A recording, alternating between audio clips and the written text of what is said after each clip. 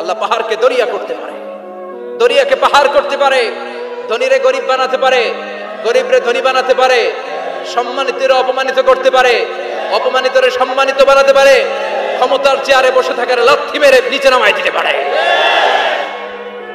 আম্মা সাইলা ফালা তানহার, ফরিয়াদিকে ফিরিয়ে দিও না। বিশ্বনবী কখনো কেউ কিছু চাইলে ফিরিয়ে দিতেন না। সুবহানাল্লাহ পড়েন। বিশ্বনবীকে বলার মাধ্যমে আমাদেরকে বলেন, কোন ফরিয়াদি কেউ এসে কিছু চায় তাকে কোনোদিন ধমক দেওয়া যাবে? কারণ ওরে ভিক্ষুক বানাইছে কে? আর তোমারে বড় সাপ বানাইছে কে? তোরে কারে চড়ায় কে? আর ওর হাতে ভাঙ্গা থালা দিছে কে?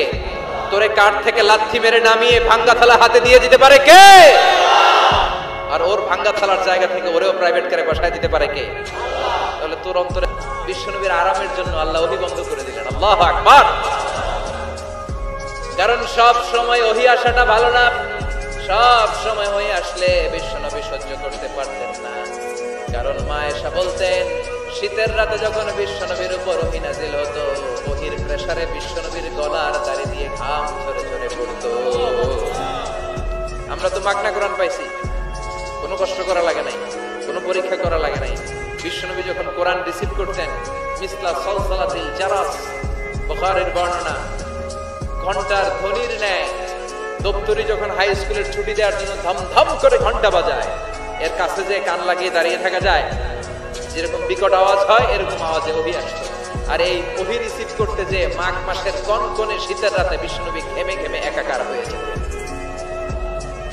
আবার বিশ্বনবী যখন ওটের উপরে বসা অবস্থায় ওহী নাজিল হতো, ওহীর ভাড়ে, ওহীর চাপে, ওহীর প্রেসারে, কোরআনের প্রেসারে ওটের বুকটা জমিনের মধ্যে লেগে যেত। আবার ঘোড়ার উপরে বসে থাকা অবস্থায় যখন কোরআনের আয়াত ওহী নাজিল হতো, ঘোড়ার পা গুলো মরুভূমির বালুর ভিতরে দেবে যেত। বিশ্বনবীর এক সাহাবা যায়েদ রাদিয়াল্লাহু তাআলা আনহু পায়ের মধ্যে মাথা রেখে বিশ্বনবী একবার ঘুমাচ্ছিলেন। 1 ঘন্টা 2 ঘন্টা ঘুমিয়ে রইলেন, যায়েদ মাথায় ব্যথা পায় না। হঠাৎ বিশ্বনবী ঘুম থেকে জাগলেন। জাগার পর ওইখানে কি হয়েছে? এত গ্যাদারিং এর ভেতরে সমস্যা তো হবেই, গরম লাগবে, ধাক্কা ধাক্কি, আমারে দেখা যাবে না, এই ভাই আপনি সরেন, এই ক্যামেরা নামাও, এগুলো বলা যাবে? এগুলো বললে আজকে আমি ওয়াজ করতে পারবো? যে যেইখানে যে অবস্থায় আছেন আল্লাহর ওয়াজতে বসেন। আমি আর অল্প কয়েক মিনিট কথা বলবো। আমি জানি অনেকে আমাকে দেখতে পাচ্ছেন না, মাইকের অবস্থাও ভালো না, যতটুকু শোনা যায় পিন ড্রপ সাইলেন্ট লাগবে, পিন পতন নীরবতা। নীরব না হলে তো ওয়াজ করা যাবে? আর কোন আওয়াজ শুনবো আমি? তাহলে থামেন। ওহী রিসিভ করতে বিশ্বনবীর কত কষ্ট হতো খেয়াল করে শুনেন। আবার ডানে বায়ে তাকায়, সাভারের ভাইয়েরা এদিকে তাকায়, আমার দিকে হয়েছে, বাস আমার দিকে তাকান। ওহী রিসিভ করতে বিশ্বনবীর কত কষ্ট হতো। যায়েদ রাদিয়াল্লাহু তাআলা আনহুর পায়ের মধ্যে মাথা রেখে বিশ্বনবী শুয়ে আছেন। 1 ঘন্টা 2 ঘন্টা শুইলেন, উনি ব্যথা পায় না। হঠাৎ বিশ্বনবী ঘুম থেকে জাগলেন।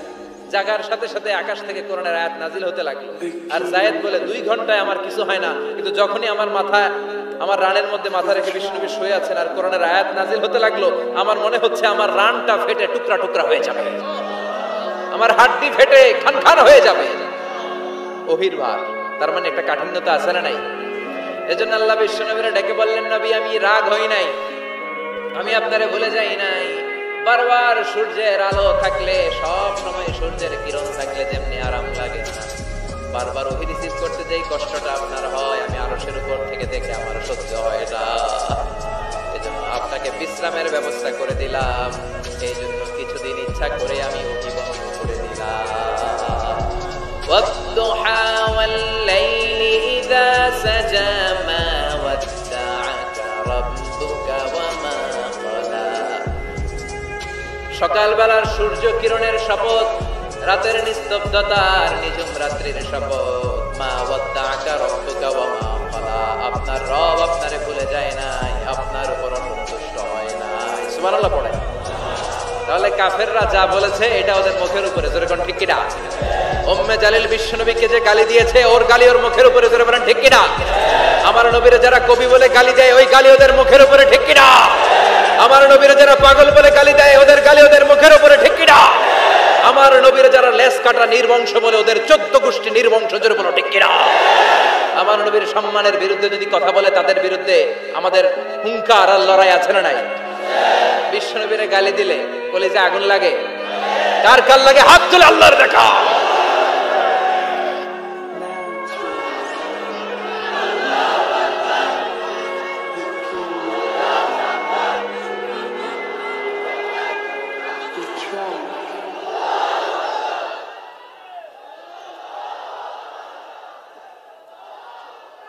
বিশ্বনবীর সম্মান, এটার কোনো তুলনা হয়? বিশ্বনবীর লাইফ নিয়ে কথা বলা, অসাধারণ এক লাইফ, ওনার বায়োগ্রাফি, এটা অসম্ভব। এটা তলাবিহীন সাগরের মতো। বিশ্বনবীকে যদি কথা বলতে শুরু করে, এটা অনেকটা তলাবিহীন সাগরের মতো। এটা সাগর কিন্তু কি নাই? কথা কয় না, কি নাই? বিয়ন্ডলেস, বাউন্ডলেস, বটমলেস, ঠিক কিনা?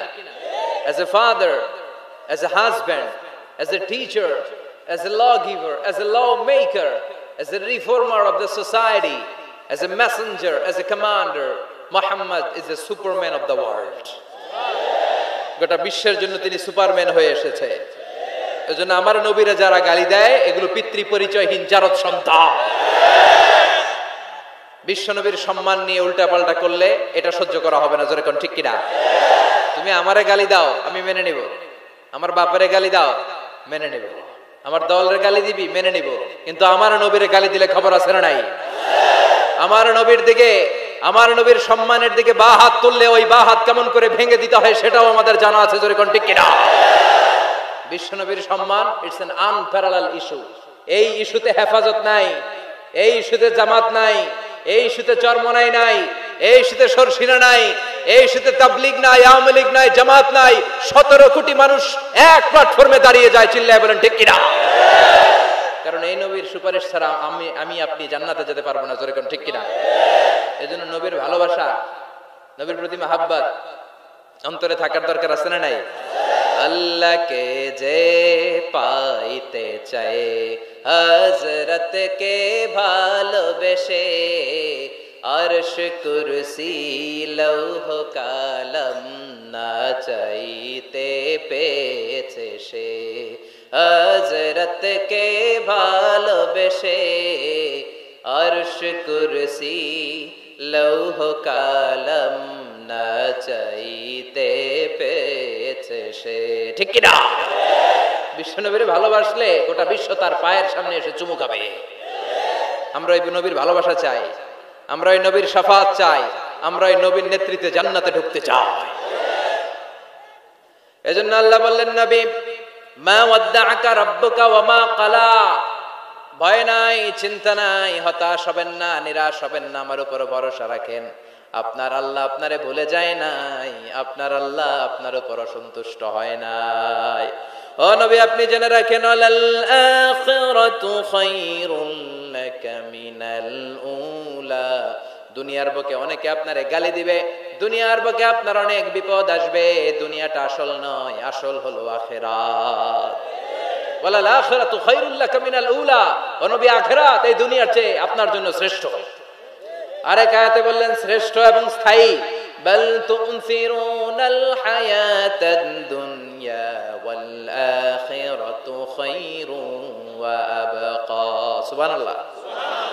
ও নবী, এই দুনিয়া স্থায়ী না, এই দুনিয়া শ্রেষ্ঠ নয়। শ্রেষ্ঠ আর স্থায়ী জায়গা হলো জান্নাত। এজন্য দুনিয়ার জন্য পাগল হওয়া যাবে না।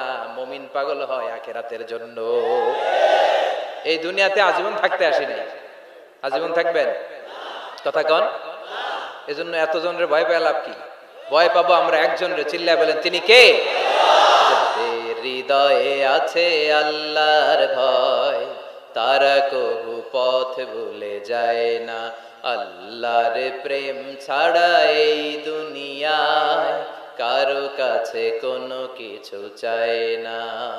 রাতের আধারে যারা সেজদাতে রায়, দু চোখের স্রোতে নদী যেন বয়।